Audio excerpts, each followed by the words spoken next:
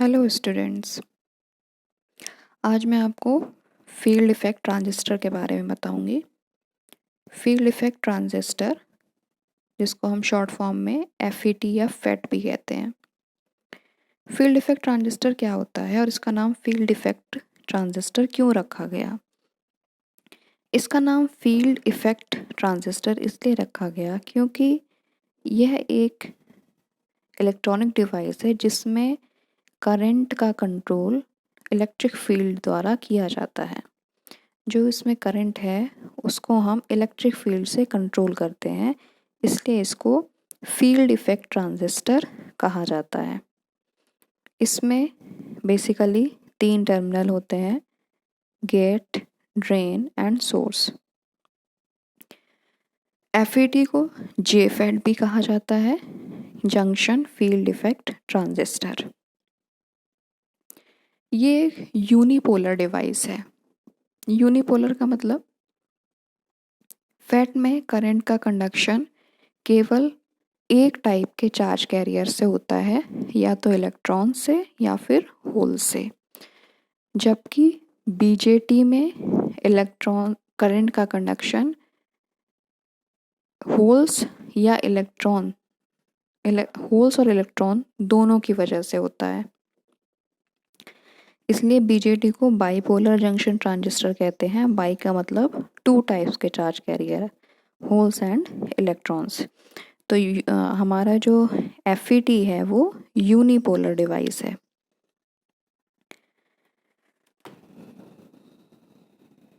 Construction देखिए इसका, 2 type के होते हैं ये, N channel JFET and P channel JFET। N channel JFET में क्या है, एक N टाइप के सबस्ट्रेट पर, N टाइप के सेमीकंडक्टर मटेरियल पर दोनों तरफ P टाइप के मटेरियल को डिफ्यूज़ करके 2 चैनल बनाए जाते हैं, 2 PN जंक्शन बनाए जाते हैं। यहाँ पे स्लाइड में देखिए, दोनों P टर्मिनल से एक एक टर्मिनल निकाला गया है और उन दोनों को एक वायर से टाई करके गेट टर्मिनल बनाया गया है। N चैनल सबस्ट्रेट के एक तरफ ड्रेन टर्मिनल और दूसरी तरफ सोर्स टर्मिनल को बनाया गया है। तो इस तरीके से इसमें 3 टर्मिनल होते हैं: सोर्स, ड्रेन एंड गेट। दूसरा है P channel JFET। P channel JFET में क्या है, P चैनल सबस्ट्रेट के दोनों तरफ N टाइप के मटेरियल को डिफ्यूज़ करके 2 PN जंक्शन बनाए जाते हैं। यहाँ पर भी दोनों N टाइप के जो मटेरियल हैं उनसे 2 वायर निकाल के उनको टाई करके एक गेट टर्मिनल बनाया जाता है। P चैनल सबस्ट्रेट के एक तरफ ड्रेन टर्मिनल और दूसरी तरफ सोर्स टर्मिनल को बनाया जाता है। तो ये है P टाइप FET। 3 टर्मिनल कौन कौन से होते हैं इसके, source, drain and gate. Source वो टर्मिनल है जिससे चैनल में चार्ज कैरियर्स एंटर करते हैं। ड्रेन वो टर्मिनल है जिससे चैनल से चार्ज कैरियर बाहर जाते हैं। और गेट वो टर्मिनल है जो कि ड्रेन करंट को कंट्रोल करने का काम करता है। वर्किंग देखिए इसकी। JFET में हम जब VDS को अप्लाई करते हैं तो चैनल की जो विड्थ है वो कम हो जाती है। जब हम ड्रेन टू सोर्स वोल्टेज को अप्लाई करेंगे पॉजिटिव टर्मिनल ड्रेन की तरफ और नेगेटिव टर्मिनल सोर्स की तरफ, ड्रेन पॉजिटिव होता है विद रिस्पेक्ट टू सोर्स, तो क्या होगा, जो आपका चैनल है वो हाई पॉजिटिव चार्ज की वजह से और सोर्स पर नेगेटिव चार्ज है, तो N पर पॉजिटिव चार्ज अप्लाई कर रहे हैं तो क्या होगा, डिप्लीशन लेयर बन जाती है ड्रेन की तरफ और जो चैनल है उसकी विड्थ कम हो जाती है।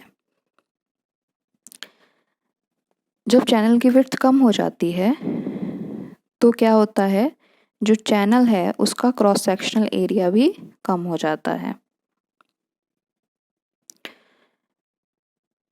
अब स्टार्टिंग हम कहाँ से करते हैं?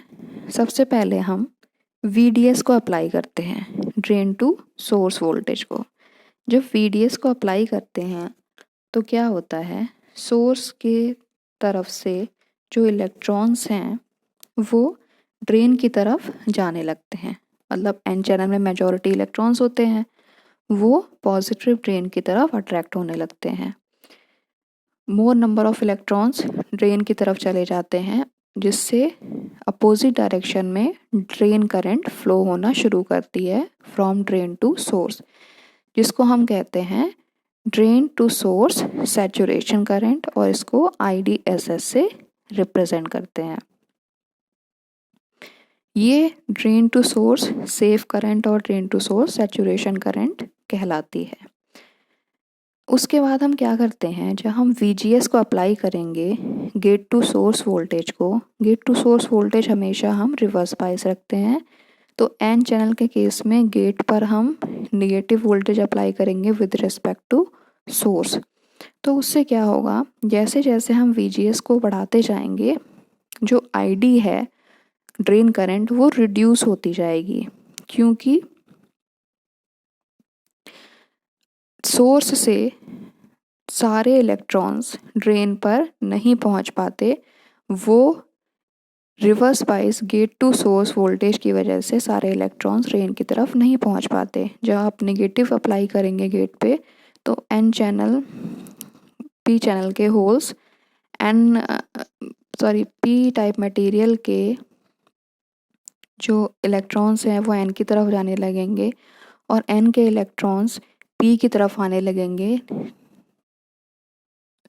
N के होल्स P की तरफ आने लगेंगे, और इससे क्या होगा, धीरे धीरे जो ड्रेन करंट है वो रिड्यूस होती जाती है और जो चैनल की विड्थ है वो भी रिड्यूस होती जाती है। जो minimum gate to source voltage है, मिनिमम VGS, जिससे ID की वैल्यू 0 हो जाए, वो गेट टू सोर्स वोल्टेज जिसकी वजह से ID की वैल्यू 0 हो जाए, इसको हम कहते हैं VGS ऑफ। चैनल की विड्थ का कम होना JFET के केस में कहलाता है चैनल विड्थ मॉड्यूलेशन।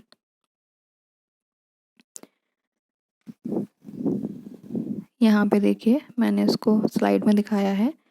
गेट हमेशा रिवर्स बायस होता है, इसलिए गेट की करंट 0 होती है। सोर्स टर्मिनल गेट की करंट 0 इसलिए होती है क्योंकि गेट पे आपने नेगेटिव रिवर्स बायस लगाया है। रिवर्स बायस के केस में केवल माइनॉरिटी करंट फ्लो होती है, मेजॉरिटी करंट फ्लो नहीं होती है, इसलिए गेट करंट को आइडियली 0 माना जाता है।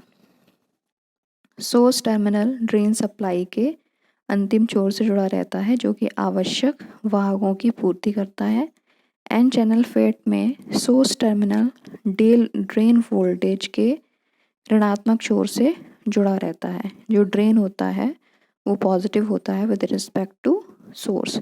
इलेक्ट्रॉन का प्रवाह सोर्स से ड्रेन की तरफ शुरू हो जाता है। जैसे जैसे VDS बढ़ता है, करंट ID भी बढ़ती है।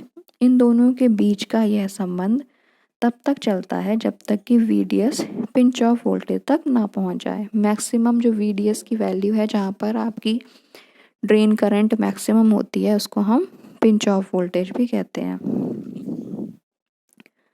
करंट का प्रवाह दोनों डिप्लीशन रीजन के बीच में से होता है तथा करंट ड्रेन से बाहर निकलती है।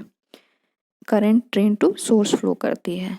चैनल की चौड़ाई या विड्थ और रेजिस्टिविटी को इनपुट वोल्टेज VGS से नियंत्रित किया जाता है। जितना VGS होगा उतना ज़्यादा चौड़ा डिप्लीशन लेयर होगी और चैनल उतना ही पतला होगा। VGS को जितना हम मोर नेगेटिव करेंगे, डिप्लीशन लेयर उतनी ज़्यादा N चैनल सबस्ट्रेट की तरफ होगी और चैनल की विड्थ ज़्यादा होगी। जिससे चैनल की रेजिस्टिविटी कम होगी। और जितना चैनल पतला होगा, लेयर होगी, चैनल जितना पतला होगा उतनी ही रेजिस्टिविटी ज़्यादा होगी, इसलिए ड्रेन करंट घट जाती है। जब VGS घटता है तो डिप्लीशन लेयर की चौड़ाई भी, जैसे जैसे आप VGS को कम करेंगे तो क्या होगा, डिप्लीशन लेयर की विड्थ भी कम होगी। डिप्लीशन लेयर की विड्थ कम होने से क्या होगा, रेजिस्टिविटी भी कम होगी और ड्रेन करंट इंक्रीज करेगी। तो ये इसकी वर्किंग है। इसके एडवांटेजेस, इसकी हाई इनपुट इम्पीडेंस होती है compare to BJT, small size होता है, long durability, less noise, high frequency response होता है, हाई फ्रीक्वेंसी पे वर्क कर सकते हैं ये, good thermal stability, high maximum power gain होता है। इसके यूजेस हैं ऑक्सिलोस्कोप में, इलेक्ट्रॉनिक टेस्टिंग इंस्ट्रूमेंट्स में, इनपुट एम्पलीफायर के रूप में, क्योंकि इसका इनपुट इम्पीडेंस बहुत हाई होता है इसलिए इसको इनपुट एम्पलीफायर के रूप में यूज़ किया जाता है। लॉजिक सर्किट्स में, ICs में, TV रिसीवर के मिक्सर स्टेज में, ऑपरेशनल एम्पलीफायर और ऑडियो एम्पलीफायर के टोन सर्किट में, वोल्टेज वेरिएबल रजिस्टर की भांति। यहाँ पे देखिए वोल्टेज वेरिएबल रजिस्टर इसलिए बोलते हैं इसको क्योंकि इसकी जो रेजिस्टिविटी है वो चैनल की विड्थ के अकॉर्डिंग इंक्रीज़ और डिक्रीज़ होती है। अगर चैनल की विड्थ ज़्यादा होगी तो रेजिस्टिविटी कम होगी, चैनल की विड्थ कम होगी तो रेजिस्टिविटी ज़्यादा होगी। तो और ये जो चैनल की विड्थ है वो वोल्टेज पर डिपेंड करती है, गेट टू सोर्स वोल्टेज पे, इसलिए इसको वोल्टेज वेरिएबल रजिस्टर भी कहा जाता है। कंप्यूटर की मेमोरी सर्किट्स में इसका यूज़ किया जाता है। इसका सबसे बड़ा एडवांटेज ये है क्योंकि FET हमारा यूनिपोलर डिवाइस है जिसमें केवल एक टाइप के कैरियर्स का यूज़ किया जाता है। इसकी वजह से इसमें लीकेज करंट नहीं फ्लो करती और इसकी थर्मल स्टेबिलिटी बहुत हाई रहती है क्योंकि ये केवल मेजॉरिटी कैरियर डिवाइस है। इसमें केवल एक टाइप के कैरियर्स का यूज़ किया जाता है, 2 कैरियर्स के यूज़ नहीं किया जाता। अगर आप 2 कैरियर्स का यूज़ करेंगे, इलेक्ट्रॉन और होल्स दोनों का, तो कहीं ना कहीं लीकेज का इफ़ेक्ट आता है। तो ये इसका सबसे बड़ा एडवांटेज है कि ये यूनिपोलर डिवाइस है और इसकी थर्मल स्टेबिलिटी बहुत हाई है।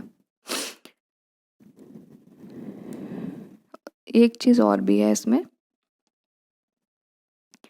इसकी जो गेन बैंडविड्थ प्रोडक्ट होता है वो कांस्टेंट रहता है, वेरी नहीं करता, इसलिए ये हाई फ्रीक्वेंसी पर काफ़ी अच्छा रिस्पांस देते हैं। इसको वोल्टेज कंट्रोल डिवाइस भी कहा जाता है क्योंकि इसमें आप देख रहे हैं सारा कंट्रोल वोल्टेज से हो रहा है, either gate to source voltage से और ड्रेन टू सोर्स वोल्टेज से। जबकि BJT के केस में BJT को करंट कंट्रोल डिवाइस कहते हैं क्योंकि उसमें आउटपुट करंट इनपुट करंट पर डिपेंड करती है।